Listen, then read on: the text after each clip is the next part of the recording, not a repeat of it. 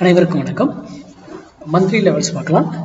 இந்த மந்த்துக்கான லெவல்ஸ் இது ஒன்லி. இது வந்து எட்ஜிங்கோட மட்டும்தான் பயன்படுத்தணும், ஓகேங்களா? எட்ஜிங் இல்லாமல் இதை பயன்படுத்தவே கூடாது, ஓகேங்களா?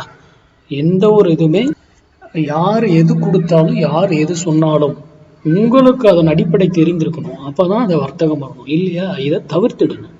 இல்லை உங்கள் டெக்னிக்கல் நீங்கள் ஏதாவது பயன்படுத்தி படிச்சிருக்கிறது அது இது கூட மேட்ச் ஆகுது அப்படின்னா நீங்கள் தாராளமாக இதை பயன்படுத்தி கொள்ளலாம், ஓகேங்களா? இந்த புள்ளி வந்தா தான் நீங்க டிசிஷன் எடுக்கணும். அது வரைக்கும் இந்த மந்த் என்ன பண்ணணும், மந்த்லிக்கு உட்காந்து வெயிட் பண்ணிக்கிட்டு தான் இருக்கணும், ஓகேங்களா? இதனுடைய ரூல். அப்போ இதுக்கு பாருங்க, இந்த மந்த்துக்கான லெவல்ஸ் நிஃப்டி 23,422 வந்தா பை. அதுக்கு ஸ்டாப் லாஸ் வந்து 23,308. இந்த ஸ்டாப் லாஸ் எப்படின்னா day candle closing based. Day candle closing paste.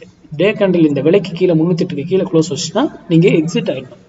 அப்படின்னா என்ன, இங்க வரும் பொழுது ஃபியூச்சர்ல பை பண்ணிட்டு புட் ஆப்ஷன் ஒன்று கீழே அதுக்கு ஃபர்தரா இறங்க பிரேக் ஆகி கீழே போகுதுன்னா அப்போ புட் ஆப்ஷன் ஒன்று பை பண்ணி வச்சிங்கன்னா இங்க எக்ஸிட் ஆகும் பொழுது அந்த புட் ஆப்ஷன்ல உங்களுடைய நஷ்டத்தை ஒரு குறிப்பிட்ட சதவீதம் தவிர்க்க முடியும். அப்பதான் ஏன்னா நம்ம இது வந்து பொசிஷனலா எடுக்கிறோம். இதை வச்சு ஆப்ஷன் பையிங் அதெல்லாம் பண்ணவே கூடாது, ஓகேங்களா?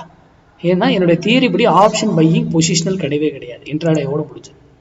Okay, Nifty sell at 24,688, stop loss 24,778, day candle closing best. Same இங்க வந்தாதான் இந்த மந்த் நீங்கள் முடிவெடுக்க வேண்டும், ஓகேங்களா? அப்போ இந்த மந்த்துக்கானது பேங்க் நிஃப்டினுடைய லெவல்ஸ் பார்க்கலாம். இந்த மந்த்தினுடைய பேங்க் நிஃப்டி லெவல்ஸ் 54,778 வந்தா செல். அங்கிருந்து 150 பாயிண்ட் பிளஸ் பண்ணிக்கோங்க ஸ்டாப் லாஸ்க்கு. 150 பாயிண்ட் ஸ்டாப் லாஸ். அதுக்கு மேல டே கேண்டில் க்ளோசிங் பெஸ்ட், ஓகேங்களா?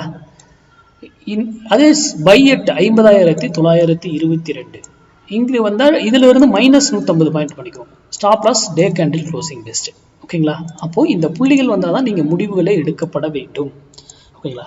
இந்த மந்த் ஒரு மூவ்மெண்ட் இருக்கிறதுக்கான நல்ல மூவ்மெண்ட் இருக்கிறதுக்கான வாய்ப்பு இருக்கு. அதுவும் பேங்க் நிஃப்டியில கிடைக்கிறதுக்கான வாய்ப்பு இருக்கு.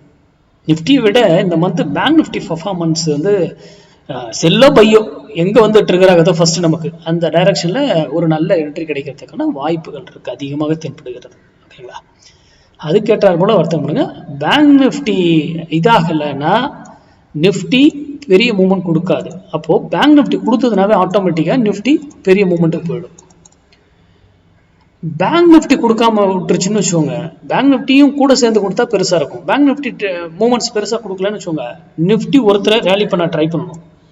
அப்போ ரேலி கீழேயா அல்லது மேலேயா, டவுன் சைடு ரேலியா அப் சைடு ரேலியா அப்படிங்கிறதெல்லாம் இந்த புள்ளிகள் வரும்போது இங்க மேல போதா இல்லை இங்க கீழே வருதா அப்படிங்கிற. ஏனென்றால் இந்த மந்த் பட்ஜெட் இருக்கு, அதுக்கான ரியாக்ஷனை வந்து முன்னாடியே கொடுத்துரும். மார்க்கெட் பட்ஜெட்டுக்கு முன்னாடியே கொடுத்துரும்.